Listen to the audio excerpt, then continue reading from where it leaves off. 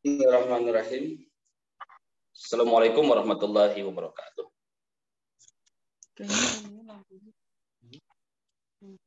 Alhamdulillah nahmaduhu wa nasta'inu wa nastaghfiruh wa na'udzu billahi min syururi anfusina wa min sayyiati a'malina may yahdihillahu fala mudilla lahu wa may yudlilhu fala hadiya lahu. Asyhadu an la ilaha illallah wahdahu la syarika lahu wa asyhadu anna Muhammadan abduhu wa rasuluhu la nabiyya ba'dah. Rabbi shrah li sadri wa yassir li amri wa hlul 'uqdatam min lisani yafqahu qawli amma ba'd.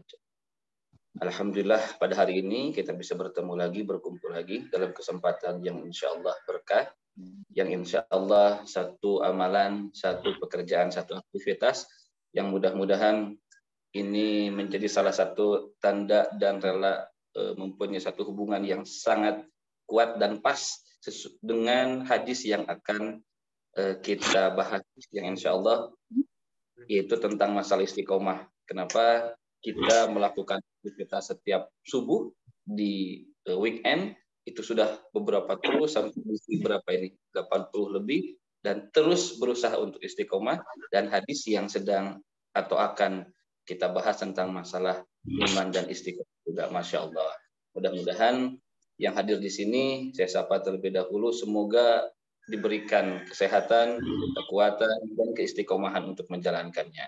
Dan tentu saja alhamdulillah juga guru kita Ustaz Yazin mudah-mudahan terus diberikan kesehatan juga dan kekuatan dan keistiqomahan juga untuk terus bersama-sama dalam kebaikan, bersama-sama terus untuk memupuk keimanan dan ketakwaan, dan bersama-sama juga mudah-mudahan kita di surga Allah Subhanahu wa taala.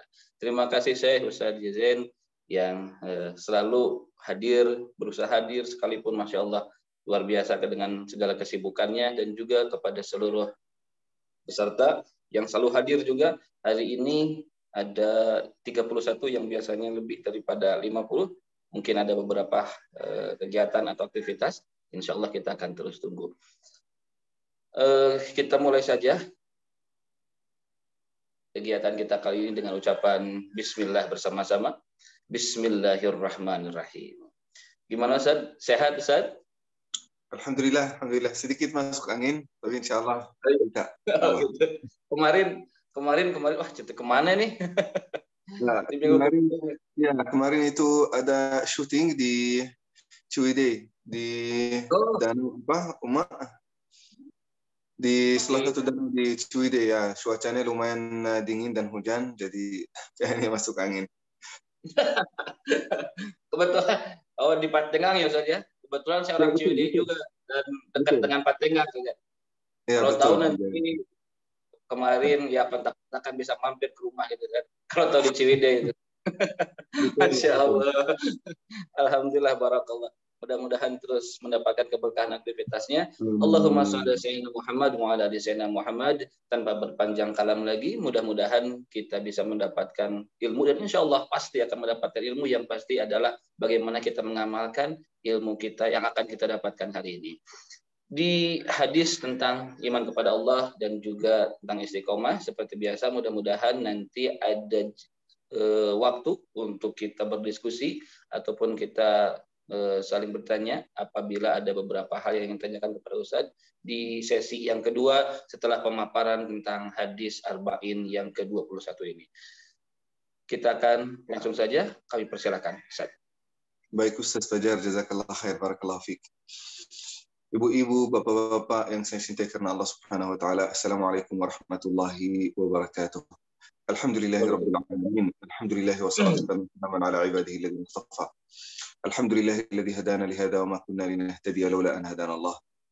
Alhamdulillah kita sama-sama berkumpul lagi di majelis yang sangat saya cintai ini bersama orang baik yang insya Allah sebagaimana kita terkumpul di dalam majelis ini, insya Allah kita terkumpul di dalam surga Allah Subhanahu wa taala. Kita alhamdulillah sebagaimana Ustaz Fajar sudah sampaikan lebih dari 1 tahun atau mungkin sudah menjelang 2 tahun. Alhamdulillah kita sama-sama awalnya mempelajari tafsir, setelah itu kita mempelajari kajian tematik, dan juga sekarang alhamdulillah kita sama-sama masuk ke kajian hadis, dan sebelumnya kita masuk kajian keluarga. Dan alhamdulillah mudah-mudahan insyaAllah mungkin juga setelah hadis kita akan masuk judul baru. Sama-sama kita mempelajari. Saya tidak mengaku sebagai seorang guru, sebagai seorang ustadz, tidak. Kita berkumpul di sini supaya kita saling mengingatkan, saling menasihati, saling memberi semangat. Siapa tahu mungkin bisa jadi satu kata yang akan disampaikan akan membuat seseorang bertaubat kepada Allah Subhanahu wa taala. Bisa menjadi sebab seseorang menjadi semangat untuk melakukan salat, lebih semangat untuk melakukan ibadah, lebih semangat untuk mencintai Allah Subhanahu wa taala dan Rasul. Jadi saat kita sama-sama bertemu dalam pertemuan yang baik ini, insya Allah selain pahala yang tidak ada batasnya yang akan diberikan oleh Allah Subhanahu wa taala, ada juga banyak manfaat. Manfaat ukhuwah Islamiyah, manfaat nasihat dan masukan yang baik, manfaat juga dari pertanyaan-pertanyaan para jamaah. Ketika mungkin kita akhir kajian ini saya dengar beberapa pertanyaan, maupun juga dari kajian ini banyak yang DM di Instagram menyampaikan pertanyaan-pertanyaan yang membuat saya sendiri berusaha untuk mencari jawabnya, membaca beberapa buku supaya saya bisa menemukan jawab yang paling tepat untuk pertanyaan-pertanyaan yang disampaikan. Misal, ada seseorang dari jamaah ini pernah bertanya, Syekh, kenapa hanya agama Islam yang benar? Kenapa agama-agama lain yang benar? Ini membuat saya baca banyak artikel. Bahkan mungkin membacakan satu buku dari Hiwar Ma'a Sadiqil Mulhid di Mustafa Husni. Nah, kenapa? Yang membuat saya termotivasi untuk membacakan buku dan beberapa artikel adalah satu pertanyaan yang masuk ke sana. Jadi begitu, pertanyaan-pertanyaan antum itu juga sangat bermanfaat bagi saya sendiri. Sebagaimana mungkin jawabnya insya Allah juga bermanfaat bagi ibu-ibu dan bapak-bapak yang hadir. Jadi hadirin yang dimuliakan Allah Subhanahu wa taala, terasa kita sudah sampai di pertengahan Al-Arba'in An-Nawawiyah, hadis 21. Hadis 21 ini diriwayatkan oleh Umrah Sufyan bin Abdillah, dan juga ini ada di dalam Sahih Muslim, dan juga ini sahih tingkat kedua setelah Sahih Al-Bukhari. Hadis ini an Abi Amr wa qila Abi Umrah. Jadi ada perbedaan. Sufyan bin Abdullah perawi hadis ini, anaknya namanya Amrah atau Amr, ada perbedaan. Nah, tapi ini tidak terlalu penting bagi kita. Yang penting mungkin asal hadis. Nah, radhiyallahu anhu qultu ya Rasulullah, qul li fil Islam qawlan la as'alu anhu ahadan ghairak. Qala aqul amantu billahi thumma istaqim.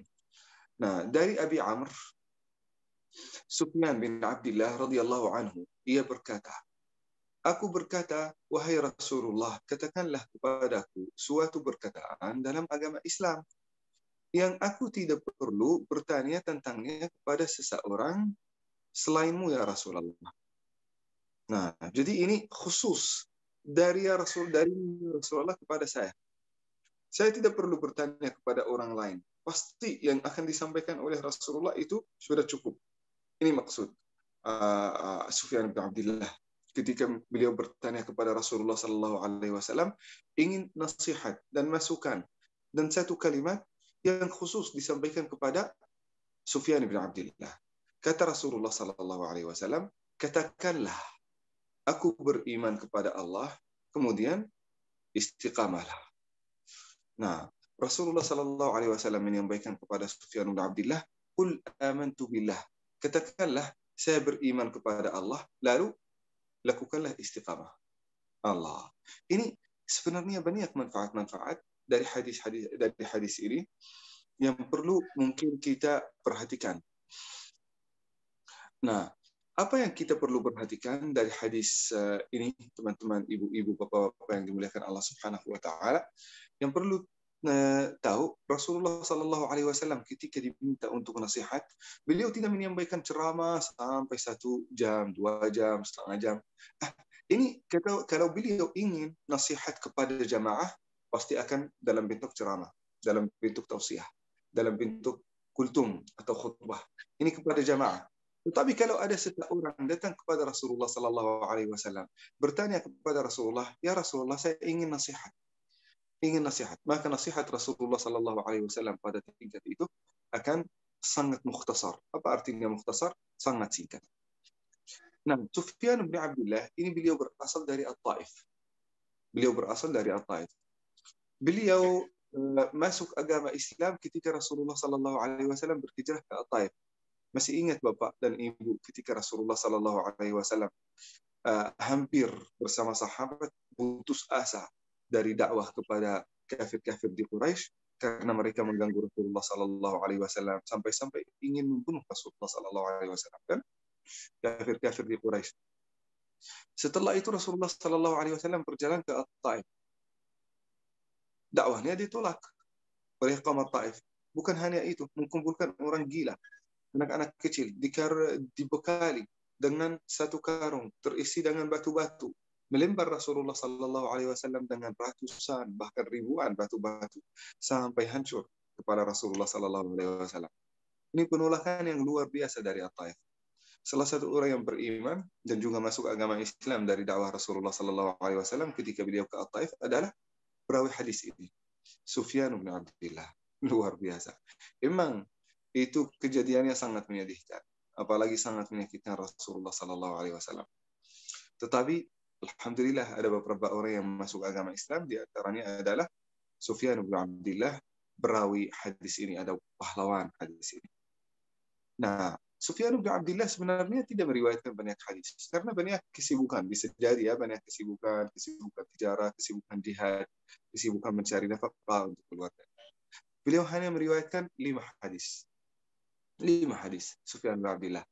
Selama ini kalau kita membacakan tentang Aisyah radhiyallahu anha sampai ribuan. Jabir bin Abdullah ratusan, bahkan ribuan ya, 2 ribuan. Kalau Abdullah bin Abbas dekat dari itu. Abdullah bin Umar di atas Aisyah. Jadi banyak juga sahabat Rasulullah Sallallahu Alaihi Wasallam, tetapi Sufyan bin Abdullah ini hanya meriwayatkan 5 hadis. 5 hadis, tetapi semuanya bermanfaat. Jadi kalau kita ada kesempatan, ibu-ibu, bapak-bapak, kita ambil beberapa perkataan-perkataan dari hadis Rasulullah, dari firman Allah Subhanahu Wa Taala, atau bahkan dari ceramah kita ini, kita ambil hanya satu kalimat, satu nasihat yang menurut kita itu sangat bermanfaat, kita berusaha untuk menyampaikannya kepada orang lain. Ini sangat besar pahalanya di sisi Allah Subhanahu Wa Taala. Coba bayangkan kalau mungkin dari kajian hari ini, hadis 21 Al-Arba'in An-Nawawiyah, kita ada seseorang di antara kita menyampaikannya kepada anak, kepada keluarga, kepada sahabat, teman-teman kantor, atau teman-teman nongkrong, disampaikan kepada orang lain, insya Allah, kalau diamalkan ataupun tidak diamalkan, yang penting disampaikan kepada orang lain, maka pahala kita di sisi Allah Subhanahu Wa Taala sama dengan pahala orang yang mengamalkannya. Misal, kita menasihati seseorang untuk melakukan salat. Kalau dia termotivasi dari kata-kata kita sehingga dia melakukan salat meskipun 1 rakaat, dia dapat pahala, tetapi juga pahala yang sama kita yang dapat, karena kita yang mengajak dia melakukan salat. Berarti mungkin ibu-ibu, bapak-bapak, kalau boleh mungkin ada pulpen, buku catatan. Kalau ada yang akan disampaikan dari mungkin ceramah ini atau ceramah-ceramah yang lain, kita tulis, wah ini pantas disampaikan kepada teman-teman, ini pantas disampaikan kepada anak, istri, suami. Nah, sehingga insya Allah ilmu yang akan disampaikan ini bukan hanya saya sampaikannya kepada 100 orang, 50 orang, tetapi insya Allah 100 orang ini akan menyampaikannya ke 1000 orang lagi.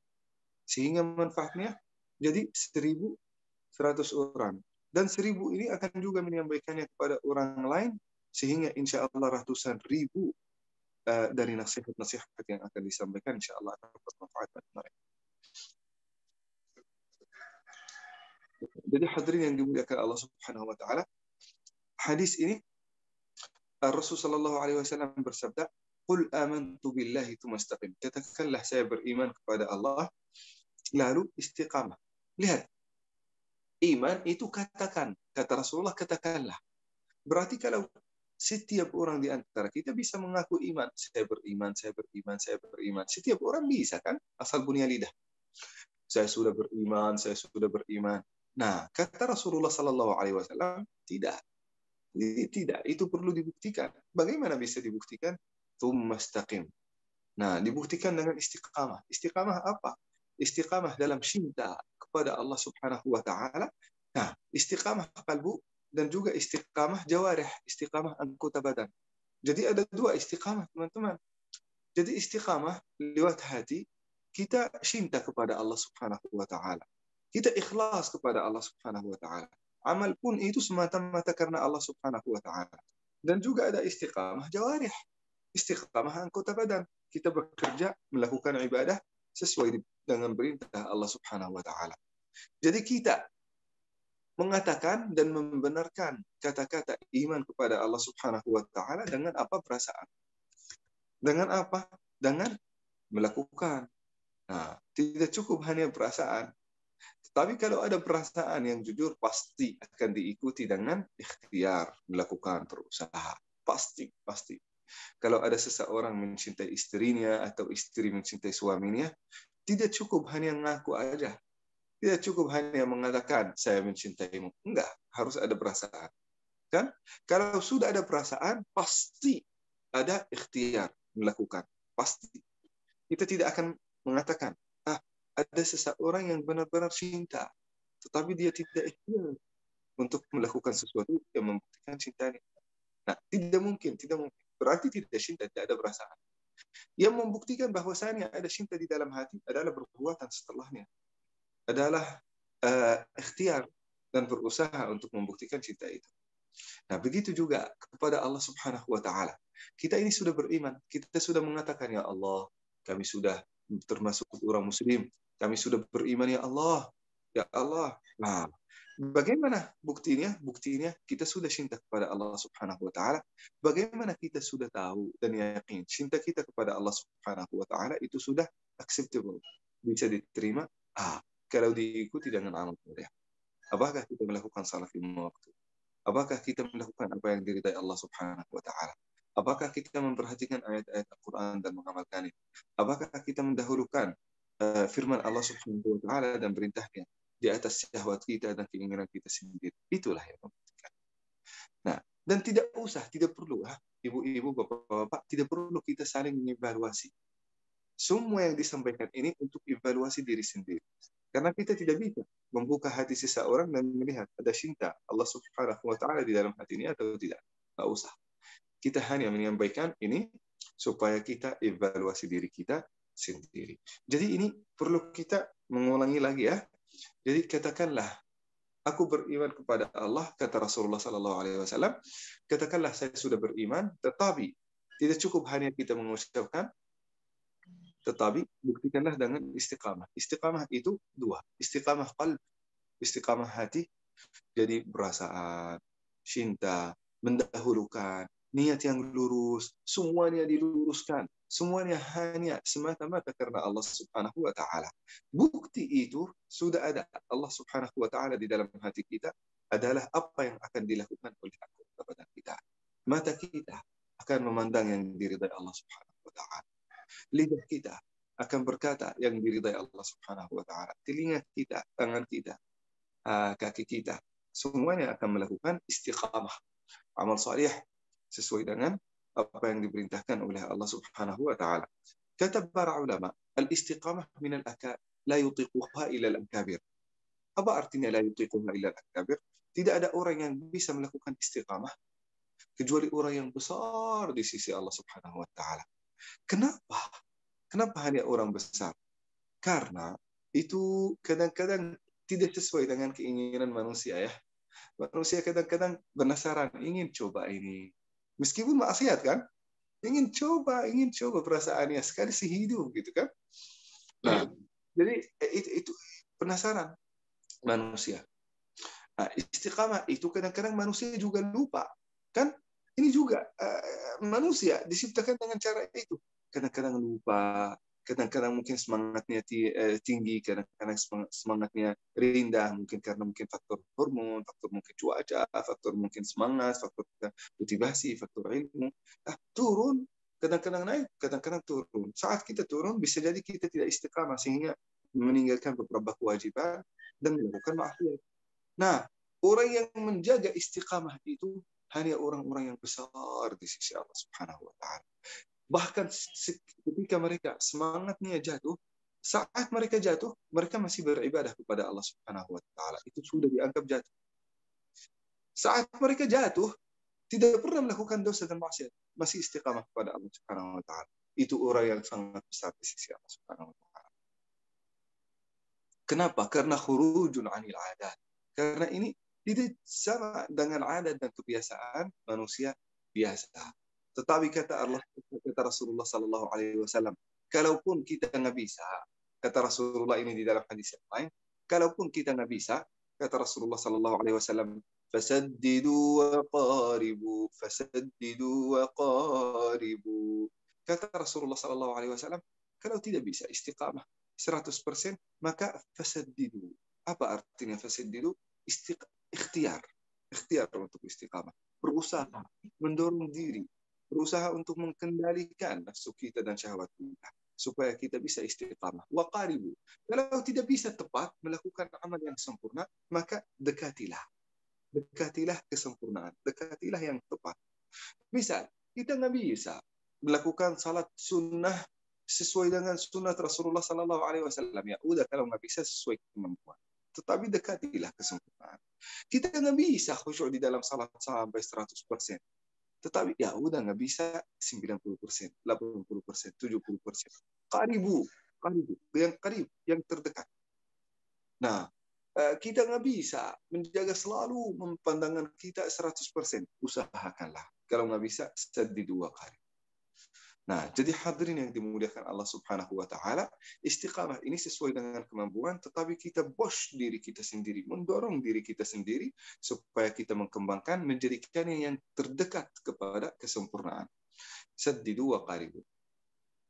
Jadi sebagaimana teman-teman tadi sudah disampaikan, ada istiqamah qalbu, setelah itu ada istiqamah anggota badan, kan?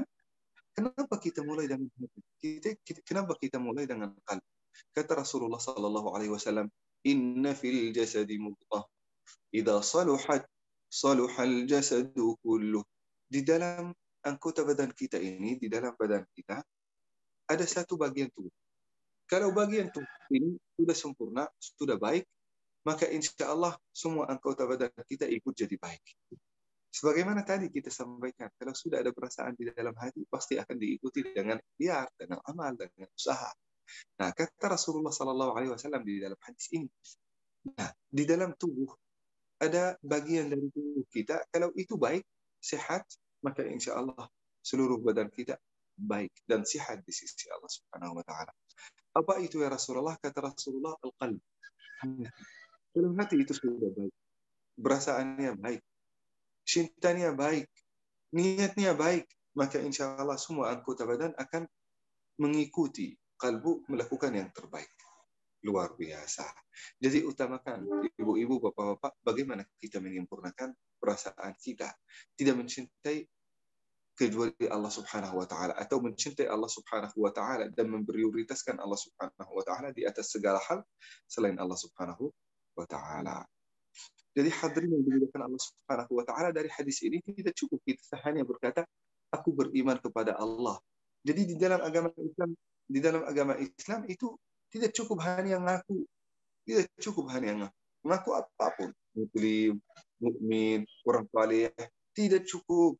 Tidak cukup, bahkan dari penampilannya. Dia tidak pernah ngaku, tetapi dia penampilannya menunjukkan bahwasanya, oh ini orang saleh, oh ini orang agamis, oh ini orang punya jumlah besar, oh ini orang bersyadar, berarti saleh dan salihah. Bukan. Di dalam agama Islam, penampilan itu tidak cukup. Atau kata-kata itu tidak cukup. Atau mengaku itu tidak cukup. Harus dibuktikan. Nah, dan ini salah satu penyakit yang ada di dalam negara kita hadirin. Banyak orang yang ngaku berilmu, banyak orang yang ngaku sudah menguasai sunnah Rasulullah Sallallahu Alaihi Wasallam, banyak orang yang ngaku sudah jadi ustaz, banyak orang yang ngaku jadi ulama, banyak orang yang ngaku. Tapi karena kita sangat baik di sini di Indonesia, kita percaya aja. Nah, kita harus lebih pintar dan memilih ini benar-benar ada ilmunya atau tidak. Ini benar-benar berbicara tentang hadis Rasulullah atau tidak. Ini benar-benar mentafsirkan ayat Al-Quran atau tidak. Kita rujuk. Kalau kita dengar satu ceramah, ini penting sekali ya. Kalau kita dengar satu ceramah, dengar satu nasihat, tidak salah kalau kita balik ke rumah cari. Oh, Ustaz ini menyampaikan penjelasan tentang hadis ini saya tidak pernah dengarnya. Saya ingin coba memastikan dari rujukan-rujukan. Buka Google, lihat, oh penjelasan para ulama tentang ayat ini begini. Penjelasan tentang hadis ini begini. Hadis ini sahih atau dhaif? Hadis kalau dhaif ini bisa diterima atau tidak? Hadis sahih ini benar-benar tafsirnya begitu atau tidak? Itu hadirin yang dimuliakan Allah Subhanahu wa taala. Jadi, kita ada bukti di dalam agama Islam harus dibuktikan. Ngaku kita harus dibuktikan, kata kita harus dibuktikan, perasaan kita juga harus dibuktikan.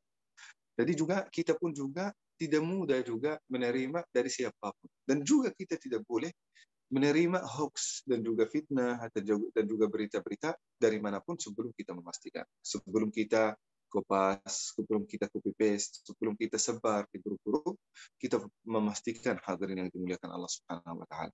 Apalagi sebentar lagi akan masuk 2024 dengan pemilu. Oh, disitulah tersebar banyak fitnah, banyak hoax. Jangan sampai kita tanggung dosa-dosanya. Kita berusaha untuk memastikan. Dan juga kalau berita itu baik, kita memastikan itu benar atau tidak. Maka dan setelah itu kita mulai evaluasi apakah baik kalau saya sebar atau tidak. Jadi kadang-kadang bisa jadi beritanya benar, sudah benar. Tidak ada bohongannya, bukan hoax. Tetapi apakah baik kita menyebarkannya atau tidak? Misal. Di dalam negara kita, maaf ya, terjadi mungkin berita seorang melakukan maksiat, seorang minum minuman keras. Sudah benar, sudah terbukti. Apakah kita bijak kalau kita sebar, oh orang yang mulia itu minum minuman keras? Tidak bijak kita kan? Karena ini benar, beritanya walaupun benar, tetapi kita akan menunjukkan bahwasannya orang yang teladan ini, orang yang terkenal ini meminum minuman keras. Itu orang-orang yang kecil pasti akan bilang, kalau ini sudah minum minuman keras, apalagi saya ikut, nggak apa-apa. Gitu. Nah, jadi hadirin yang dimuliakan Allah Subhanahu wa taala, kadang-kadang saat kita memilih dan evaluasi diri kita, jangan asal kita melihat satu berita, kita langsung sebarkan. Nah, jadi hadirin yang dimuliakan Allah Subhanahu wa taala, segala hal di dalam agama Islam itu butuh bukti. Sebagaimana Rasulullah sallallahu alaihi wasallam, katakanlah saya beriman, lalu setelah itu dibuktikan dengan istiqamah. Nah, hadirin yang dimuliakan Allah Subhanahu wa taala. Ada satu contoh yang disampaikan oleh Rasulullah sallallahu alaihi wasallam tentang istiqamah yang sangat penting. Dan mudah-mudahan ibu dan bapak bisa mengerti kalau saya sampaikan. Rasulullah sallallahu alaihi wasallam suatu hari menggambarkan tulis satu barisan yang sangat lurus. Baris ditulis yang sangat lurus. Itu ditulis di mana? Digambarkan di atas tanah.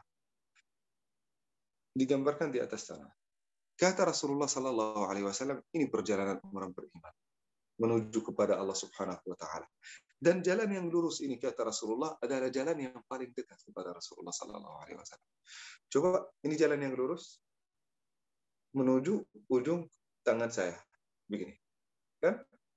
Kalau saya tidak lurus, kadang-kadang begini, sampai ke ujung. Bisa sampai. Tetapi lebih lama, lebih capek, tidak lurus, tidak singkat kepada Allah Subhanahu wa taala. Yang paling dekat kepada Allah Subhanahu wa taala adalah yang istiqamah. Meskipun amalnya sangat sederhana, tetapi orang yang paling dekat, yang paling dicintai oleh Allah Subhanahu wa taala. Suatu hari Rasulullah sallallahu alaihi wasallam juga bersabda, "Ahabbul a'mali ila Allah adwamuhu wa iqal." Amal yang paling dicintai oleh Allah Subhanahu wa taala bukan infak jutaan, miliaran, triliunan, bukan. Kata Rasulullah, adwamuhu wa iqal. Yang dilakukan secara istiqamah, meskipun sedikit.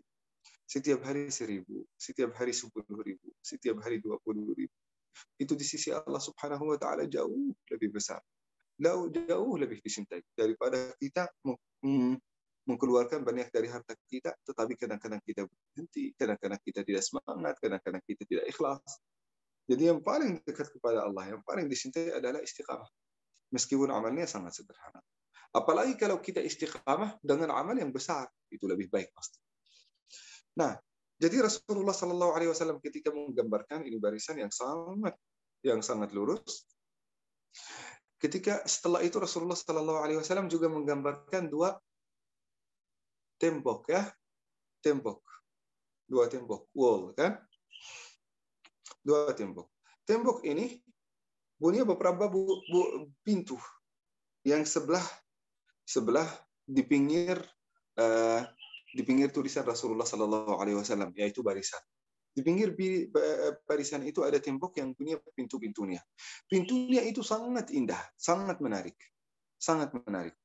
Nah, kata Rasulullah Sallallahu Alaihi Wasallam, kalau kita sudah di dalam perjalanan ini, jangan belok kanan atau kiri, jangan melihat tembok, jangan melihat pintu, jangan melihat pintu. Jangan sekali-kali kita membuka pintu itu. Kalau kita membuka pintu itu, pasti kita akan masuk di dalam pintu. Luar biasa. Tembok itu apa? Tembok itu adalah batasan Allah Subhanahu wa Ta'ala. Hududullah. Perjalanan itu yang lurus adalah istiqamah melakukan amal saleh. Kalau pintu-pintu itu apa? Pintu-pintu itu adalah kalau kita melihat pintu yang sangat indah, itu adalah ajakan syaitan. Ajakan syaitan akan menghiasi perzinahan untuk kita, akan menghiasi pandangan yang haram untuk kita, akan menghiasi, membuat menarik berita yang bohong kepada kita, akan menghiasi maksiat kepada kita, sehingga kita melakukannya, sehingga kita tertarik untuk melakukannya. Pas kita ingin buka pintu itu, pasti kita akan masuk di dalamnya. Pas kita berteman dengan teman-teman yang buruk, pasti kita akan melakukan maksiat bersama mereka. Pas kita berada di tempat yang melakukan maksiat, pasti kita akan melakukan maksiat. Pas kita, maaf, kalau ada seseorang berkata, oh saya ingin ke night club, ke diskotik, tetapi saya akan jaga pandangan. Bisa nggak ya? Pasti nggak bisa, kan? Nah, seseorang juga bisa berteman, dikelilingi semua teman-temannya itu orang-orang yang melakukan maksiat. Nah, bisa nggak? Maaf ya. Dan juga kadang-kadang kalau ada seseorang ikut, mungkin politik, ikut di salah satu partai yang sering menyebar berita bohong, berita hoax, kita sebagai mungkin anggota atau kader di dalam partai itu pasti akan ikut melakukannya. Nah, jadi hadirin yang dimuliakan Allah Subhanahu wa Ta'ala, ini penting sekali supaya kita istiqamah. Kita harus menjaga juga lingkungan, menjaga tempat yang kita berada di dalamnya. Kita harus juga menjaga diri, karena lingkungan yang di sekitar kita sudah membuka pintunya, pasti kita akan masuk di dalamnya, masuk di dalam maksiat kepada Allah Subhanahu wa Ta'ala. Kata Rasulullah, perjalanan kepada Allah itu sudah jelas. Sudah tahu kalau kita melakukan taat ini, insya Allah kita semakin dekat. Kalau kita infak harta ini, kita akan sangat dicintai. Kalau kita menjaga ini, kita insya Allah akan diridhai oleh Allah Subhanahu wa Ta'ala. Kenapa tidak fokus pada itu? Jadi hadirin yang dimuliakan Allah Subhanahu wa Ta'ala, kita harus menjaga itu. Saya sangat sedih kalau saya melihat bagian mungkin dari Al-Irsyad yang saya sangat cintai masih punya lingkungan yang tidak mendukung. Mudah-mudahan insya Allah semua saudara-saudara yang saya cintai karena Allah Subhanahu wa Ta'ala bisa menyediakan dan bisa mengarahkan diri di lingkungan yang baik. Lingkungan yang baik adalah lingkungan sunat Rasulullah Sallallahu Alaihi Wasallam, lingkungan Al-Quran, lingkungan perintah Allah Subhanahu wa Ta'ala dan sunat Rasulullah Sallallahu Alaihi Wasallam. Itulah yang insya Allah akan menjaga diri kita dan juga akan menjaga kedekatan kita dengan Allah Subhanahu wa Ta'ala. Saya tidak akan berlama-lama, apalagi mungkin waktunya sudah ingin habis. Mudah-mudahan insya Allah bermanfaat. Jazakumullah khairan. Wassalamualaikum warahmatullahi wabarakatuh. Waalaikumsalam warahmatullahi wabarakatuh. Alhamdulillah. Tadi penjelasan yang sangat membuka lagi tentang masalah keilmuan kita, tentang bagaimana antara pengakuan dan pembuktian. Kita beriman kepada Allah Subhanahu wa Ta'ala, ya bisa saja hanya dengan lisan saja, tapi bagaimana dengan pembuktiannya? Ternyata di sana dua redaksi yang sangat luar biasa. Amantu billah sumastaqim. Ketika cinta kepada Allah, perlu pembuktiannya. Ketika kita cinta kepada manusia, perlu pembuktiannya. Maka inilah salah satu khazanah ilmu yang sangat luar biasa, dan inilah pentingnya kita mempunyai seorang guru itu seperti ini. Kalau kita hanya baca saja, oh iya, gitu. Tapi ternyata ketika sudah dibahas, Masya Allah, terbuka lagi. Terima kasih, Syekh. Masya Allah. Silahkan kepada jamaah yang mempunyai pertanyaan ataupun beberapa hal permasalahan bisa ditanyakan di sesi yang kedua ini. Sambil menunggu, ada satu pertanyaan mungkin ya dari saya sendiri tentang yang tadi ada hadis yang ad-dawamu wa inqala ya, dan juga tentang istiqomah. Nah, kalaupun perbedaannya sebetulnya antara dawam dan istiqomah, itu seperti apa dan bagaimana sebetulnya? Nah, dawam dan istiqamah itu sama. Dawam dan istiqamah. Dawam itu iltizam, seperti iltizam, komitmen untuk melakukan sesuatu. Nah, kita bisa berkata orang ini sangat berkomitmen ini kan, berkomitmen jadi akan selalu melakukannya kan. Nah, iltizam sama juga istiqamah itu yang dilakukan terus melurus. Nah, itu yang dawam. Ad-dawam ala hubbillah. Dawam selalu cinta kepada Allah Subhanahu wa taala. Istiqamah ala hubbillah sama juga. Ad-dawam wal istiqamah wal iltizam, komitmen ini semuanya sama. Oh, jadi antara komitmen, iltizam, ad-dawam, istiqomah, Masya Allah.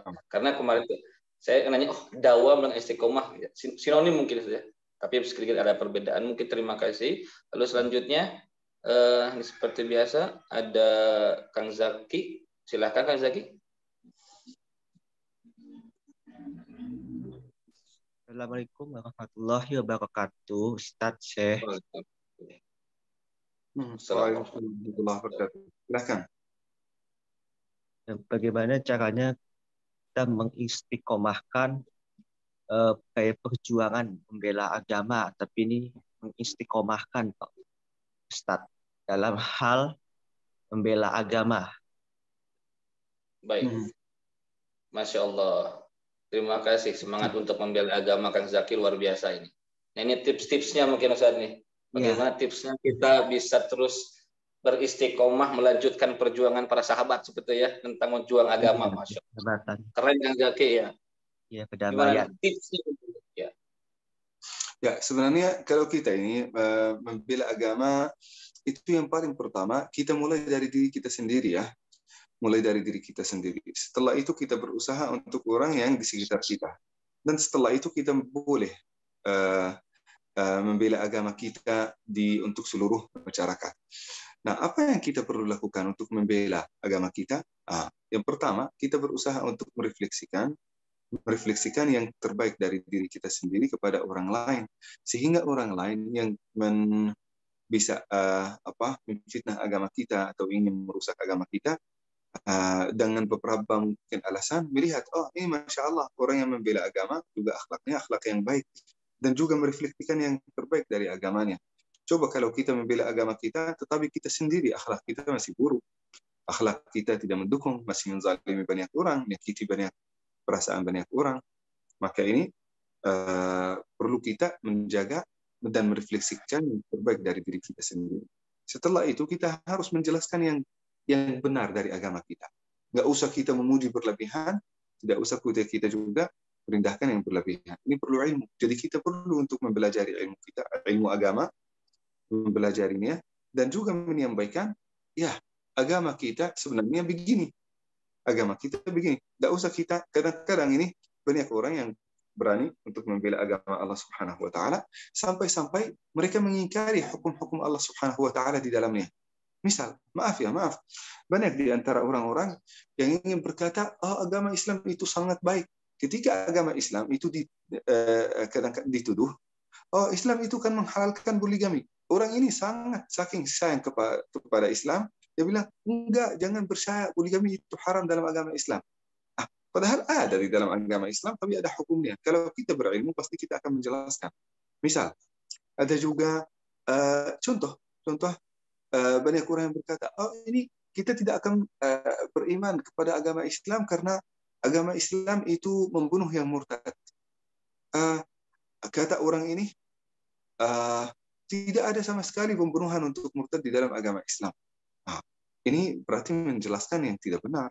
Ada sebenarnya, tetapi ada hukumnya dan juga ada penjelasannya.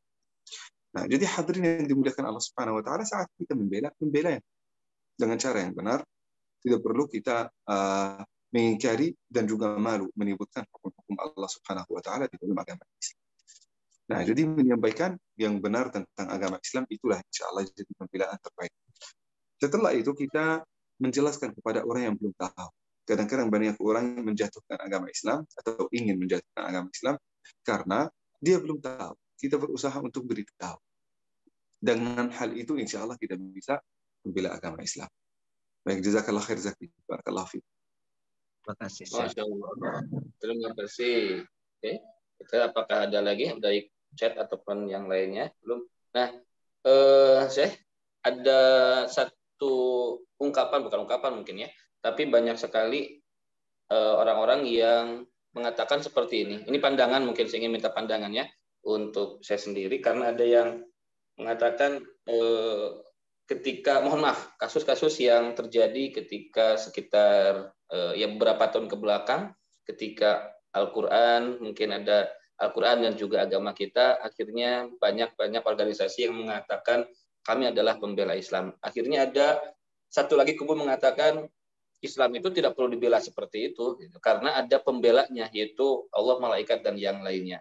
Nah, itu pandangan saya itu seperti apa ketika ada beberapa dua pandangan, ataupun bukan beberapa, dua pandangan seperti itu. Yang pertama, ya udah, kita harus membela dengan kuat tenaga kita turun ke jalan, itu menunjukkan bahwasanya kita adalah pencinta agama atau Al-Quran. Yang satu lagi, nggak usah gitu, tidak usah dibela seperti itu. Nah, itu pandangannya seperti apa sih untuk orang-orang yang mungkin mengatakan Islam itu nggak usah dibela seperti itu, ataupun nggak usah lebay juga, biasa saja.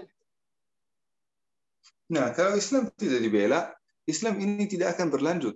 Misal, lihat di zaman Rasulullah SAW banyak pengorbanan yang luar biasa dari sahabat Rasul, sampai mereka ikut jihad, mengorbankan nyawanya. Mereka ikut jihad pakai pedang. Nah, kalau mereka tidak membela agamanya, mereka semuanya akan dibunuh oleh kafir-kafir Quraisy. Islam ini pun tidak akan sampai kepada kita, kan? Nah, jadi mereka membela agama Islam sampai agama Islam kepada kita.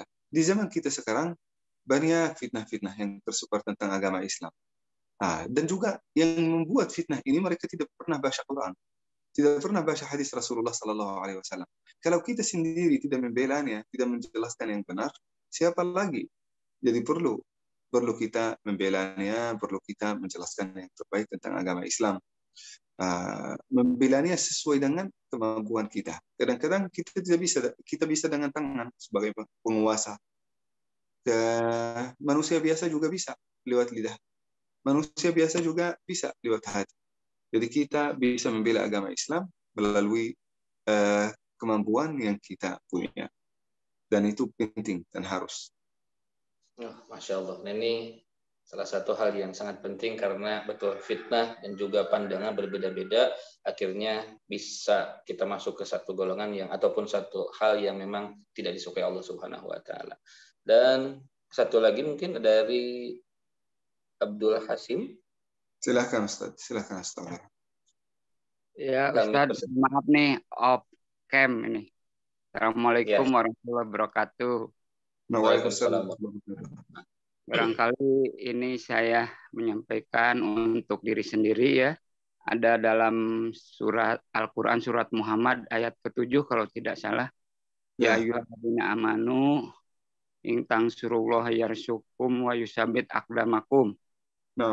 Pikir ini landasan yang dapat kita jadikan pedoman bahwa Allah dengan firman-Nya itu wallahu alam menyuruh kita untuk membela agamanya. Insya Allah kalau kita membela agama Allah, kita akan juga ditolong oleh Allah dan akan diteguhkan. Saya pikir Ustadz itu barangkali yang menjadi landasan kita untuk tetap membela agama Allah. Artinya kita dapat melaksanakan sholat tepat waktu, ini melakukan tausiah juga menurut saya bagian dari bukti kita membela agama Allah. Tentu ada cara-cara lain yang lebih komprehensif dan sebagainya. Intinya kalau kita taat kepada Allah dan Rasulnya, insya Allah itu bagian dari membela agama Allah. Wallahu alam. Terima kasih Ustaz. Assalamualaikum warahmatullahi wabarakatuh. Setuju, Ustaz. Waalaikumsalam warahmatullahi Jazakallahu. Silakan. Masya Allah, Masya Allah. Terima kasih untuk berbaginya dan betul itu mengingatkan dan juga menguatkan kita tentang bagaimana kita harus terus membela agama Allah Subhanahu wa taala. Dan selanjutnya ada pertanyaan melalui chat, saya bacakan. Pencerahannya, terima kasih. Masya Allah, tabarakallah pencerahannya Syekh. Alhamdulillah. Izin bertanya Syekh, bagaimana cara menghadapi orang yang mengakui mencintai tapi kurang pembuktiannya? Dan tips kita memupuk cinta yang Allah ridhoi. Jadi ada menghadapi orang yang aku cinta tetapi tidak ada bukti. Oh, Masya Allah, ini berat juga ini. Mantap. Kami persilakan. Ya, ini perlu mungkin kalau kita ingin menanamkan cinta dalam hati seseorang, kita harus lihat manusia ini pasti akan mencintai sesuatu karena kelebihan yang ada pada hal ini. Misal, kalau mungkin saya mencintai Ustaz Fajar karena punya kelebihan, Masya Allah, sebagai MC yang hebat, sebagai seorang soleh, ada kelebihan, beberapa kelebihan beliau. Jadi kita berusaha untuk lihat orang ini sebenarnya suka apa. Kalau mungkin misal suami pada istrinya. Kalau suami saya itu suka apa? Suka bisa memperhatikan diri sendiri, suka menjaga kecantikan, suka menjaga kesehatan, suka kalau saya merawat rumah, suka kalau saya memperhatikan anak, suka kalau saya menyampaikan kata-kata yang sopan, yang baik. Nah, suka. Kita sudah tahu suka. Kalau ini suka, yuk insya Allah saya akan menciptakan itu semua di dalam diri saya sendiri. Nah, itulah insya Allah yang akan menanamkan cinta di dalam hati orang ini terhadap saya. Begitu juga seorang suami, kalau ingin juga menanamkan cinta kepada dia sendiri di dalam hati istrinya. Istri saya suka kalau saya dengar ceritanya. Istri saya suka kalau saya memberikan nafkah yang cukup. Istri saya suka kalau saya jalan-jalan, kalau ada waktu khusus. Istri saya suka kalau mungkin saya memberikan hadiah. Jadi kita bisa menanamkan cinta ini di dalam hati orang lain. Bahkan dia cinta yang benar-benar, yang hakiki, yang benar, yang jujur. Kalau kita melakukan apa yang dia sukai. Dan setiap manusia ini punya hal-hal yang mereka sukai di atas hal yang lain. Dan beda-beda manusia ini. Kita harus discover dan mengetahui itu supaya kita mengamalkannya dan terbukti insya Allah pasti kita akan bisa menanamkan cinta di dalam hati orang ini. Bukan hanya ucapan cinta yang benar insya Allah di dalam hatinya terhadap kita. Insya Allah. Mudah-mudahan Allah Subhanahu wa Ta'ala memakmurkan hati kita dengan cinta kepadanya dan juga kepada pasangan hidup kita, kepada keluarga kita, kepada sahabat, teman, keluarga besar insya Allah. Barakallahu fikum, jazakumullah khair. Silakan. Ya. Masya Allah. Kalau kita ingin memupuk cinta, berarti kita harus tahu bagaimana dan apa yang dia suka. Jadi kita harus peka ya. Ini apa yang dia suka dan kita harus tahu bagaimana dan apa yang dia suka. Tapi bagaimana kalau memang pasangan kita yang nggak peka? Gimana Ustaz? Bagaimana kalau pasangan kita yang nggak peka? Nah ini gimana caranya menghadapi? Kita harus tahu apa yang pasangan kita suka contohnya. Akhirnya kita bisa memupuk cinta antara pasangan ataupun mungkin dengan seseorang atau dengan Allah Subhanahu Wa Taala. Tapi bagaimana kalau pasangan kita ini nggak peka? Gitu. Apa nggak peka, dia nggak peka itu tidak apa ya? Bukan tidak mau tahu ya. Tidak biar mohon maaf nih bahasanya nih. Tidak mau tahu apa yang kita suka, akhirnya tidak ada pembuktian gitu. Lempeng aja, lurus aja gitu. Nah itu gimana menghadapinya Ustaz?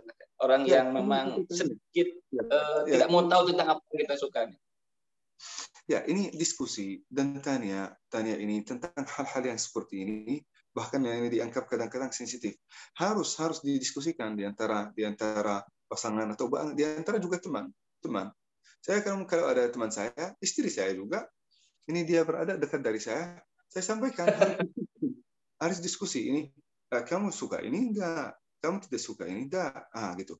Harus kita selalu ini diskusi. Kita nggak bisa tahu apa yang di dalam hati seseorang. Jadi kita harus berusaha untuk diskusi. Seorang istri jangan sampai ambil tindakan terhadap suami sampai bisa diskusikan hal itu dengan beliau, karena beliau bisa jadi nggak tahu. Seorang suami juga jangan bertindak, jangan bersedih, jangan menyendiri, jangan pergi tambah beritahu juga, saya tidak suka hal ini atau saya suka hal ini. Nah, ini perlu juga kita menyampaikan kepada pesan. Atau bahkan dari teman juga harus disampaikan. Pada siapapun harus disampaikan. Saya begini, orang beriman itu hitam putih. Hitam putih. Bisa tahu apa yang membuat dia sedih, apa yang membuat dia senang, apa yang dia cinta, apa yang tidak. Gitu. Wah, Masya Allah. Ini berarti kita harus perlu latihan ya, latihan bagaimana hati kita supaya tahu hitam dan putih, baik itu pasangan kita, apalagi Allah Subhanahu Wa Taala sebagai yang pertama kali kita cintai. Masya Allah. Terima kasih penjelasannya, pencerahannya tentang bagaimana kita harus pembuktian atas nama cinta kita terhadap Allah Subhanahu Wa Taala, Rasulullah ataupun orang-orang yang kita cintai. Maka jemaah silahkan yang mempunyai cinta dalam hatinya buktikan ya sekarang itu, karena pembuktian ternyata harus kita lakukan. Berimanlah kepada Allah Subhanahu Wa Taala dan istaqim sebagai pembuktiannya. Alhamdulillah, terima kasih kepada seluruh jamaah. Sebelum ditutup mungkin ada satu lagi, apakah ada sebelum kita akhiri pertemuan kita kali ini dan pengajian kita kali ini?